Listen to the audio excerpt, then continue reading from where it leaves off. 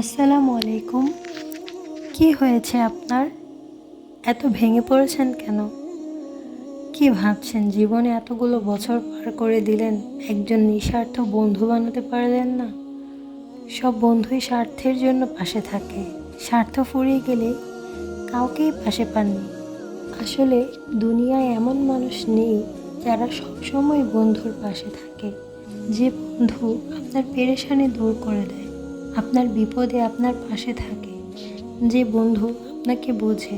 আসলে এমন বন্ধু খুঁজলে আপনি সবসময় ব্যর্থ হবেন, খুঁজে পাবেন না এমন কাউকে। আসলে মানুষ এতটা পারফেক্ট হয় না, কিন্তু একজন আছেন যিনি সব সময় তার বন্ধুর সাথে থাকেন। তিনি হচ্ছে আমাদের মহান আল্লাহ তাআলা। আল্লাহ তাআলার ৯৯টা নামের মধ্যে একটা নাম হচ্ছে আল ওয়ালি। এই নামের অর্থ হচ্ছে একজন ভালো বন্ধু, একজন সাহায্যকারী, একজন হেফাজতকারী। আল্লাহ আপনার সব থেকে ভালো বন্ধু, যে বন্ধু আপনাকে সব থেকে বেশি বোঝে। কিন্তু আমরা আল্লাহকে ছেড়ে দিয়ে মানুষের মধ্যে ভালো বন্ধু খুঁজি, তাই সবসময় ধোঁকা খাই আর নিরাশ হই। আমরা এটা ভুলে যাই আল্লাহ থেকে ভালো বন্ধু কেউ হতেই পারে না।